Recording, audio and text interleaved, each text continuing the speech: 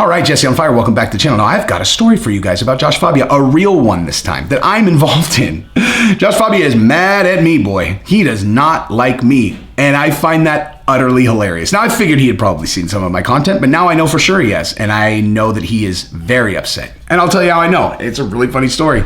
Now, if you like the content, subscribe and ring the bell. I have been plugging my Instagram recently because I hadn't been doing that before. So, if you don't mind, or if you like my channels, go follow me on Instagram. You will find it when it says Real Jesse on Fire. That's my handle. And then in the description, it says black belt and talking shit.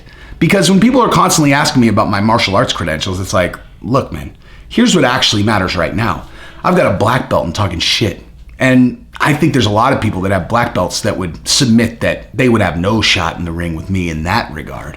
So, go follow me on Instagram. I have no idea what this has to do with anything. But, oh yeah, no, I was playing Instagram. So go follow me if you like. You don't have to. Anyway, but so let's talk about this Fabia story. So here's the deal. Hilarious, okay?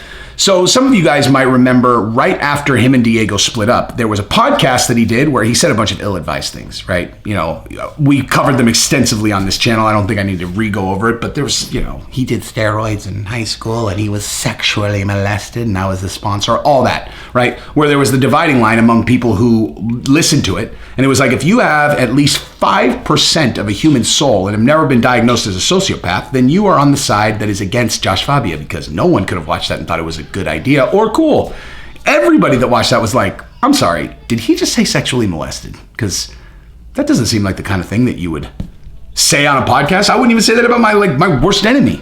Even if it was my worst enemy, someone I absolutely despised, if that was something in their past that I knew about and I knew it was, private information that wasn't public, even I would tread soup. I would always tread, but I'm saying about my worst enemy, I would tread lightly. Like I would be like, look, I don't like him. Okay. Like I'm just saying this, like I'm not saying this to defend him.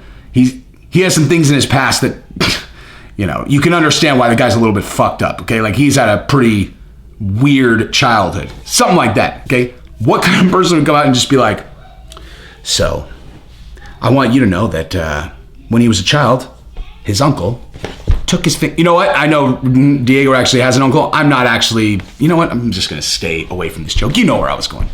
Anywho, so he had a very ill-advised performance on there. If you're on the right side. Ill-advised by 100 miles. And afterwards, they had me on the following week. Because in researching Josh Fabia, they had found my channel, they had watched him, they thought I was funny, whatever. So they were like, oh, let's have him on. So they had me on the following week. And during that show, I had suggested you guys should have me on with Josh Fabia. Oh, no, I'm sorry. Right after the show. So we were off the air and I was like, dude, you guys should have Fabia back on. They're like, he wants to come back on. Like he really wants to, because he had gotten hammered that week. He had gone on, people hammered him in the press for all the stuff that he said. And he wanted to come back on. He was like, I want to come on again. And I was like, you should tell him, you should have him back on, but you should have me waiting for him. I was like, let me interview him. Like he won't, maybe he's seen a couple of my videos, but he won't, this was early on. I'd only done probably 4 videos at that point. So like, even if he had seen one, it wasn't like I was like the Antichrist of Josh Fabia land, And I was like, just let me do it and let me ask all the questions. And they were like, oh my God, that would be so funny. I was like, let's do it. So we left things, and this was probably 6-7 months ago. We kind of left things in a place where it was like, we'll let you know. They booked me for a future show. And they were going to try to see if they could get Fabia on, right? So I ended up doing the show last night. Again, it was almost 2 months later. And they're like, we talked about Conor McGregor. We didn't talk about Fabia at all. Like there's nothing new there. But after the show, I was like, man, so whatever happened with Fabia, he's not going to do the show. They're all, oh, that's interesting. I can't believe we never told you about this. So we said that we would have him back on, but we wanted him to come on with you. And I was like, you made that a prerequisite? They're like, yeah. And I'm like, how'd that go? And they're like, he said no. And I was like, what do you mean he said no? They're all, well, he went and looked at your stuff because we were like, just go review his material and then let us know if you're willing to go on the show with him.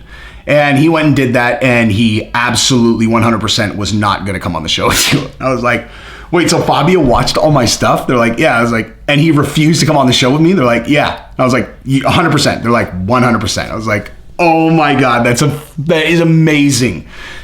Ask Summer Helene. I wouldn't say this shit publicly if it wasn't true. Her people told me it's true, and she validated it.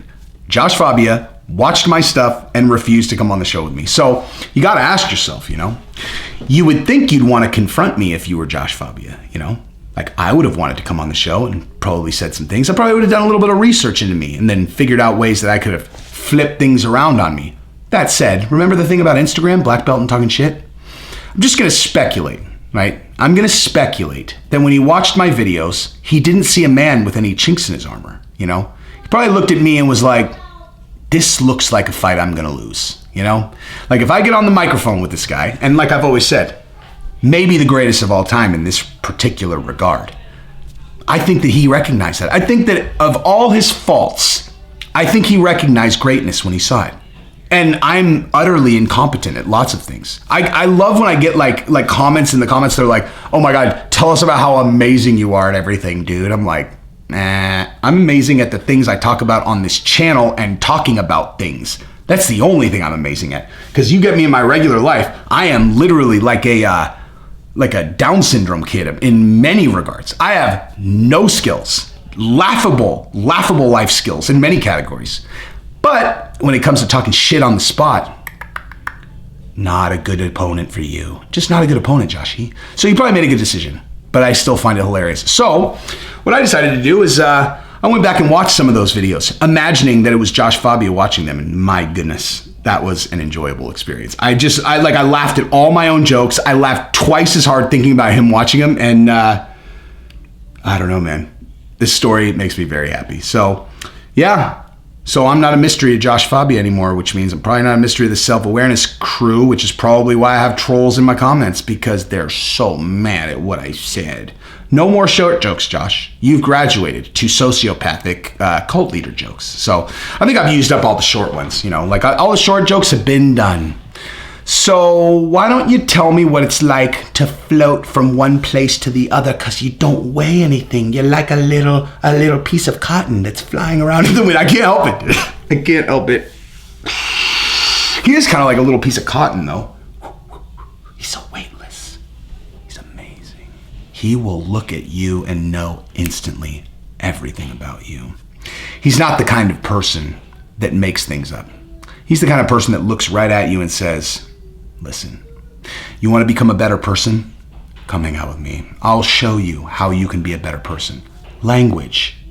Does it even accomplish what we want it to? And if it doesn't, why are we using it?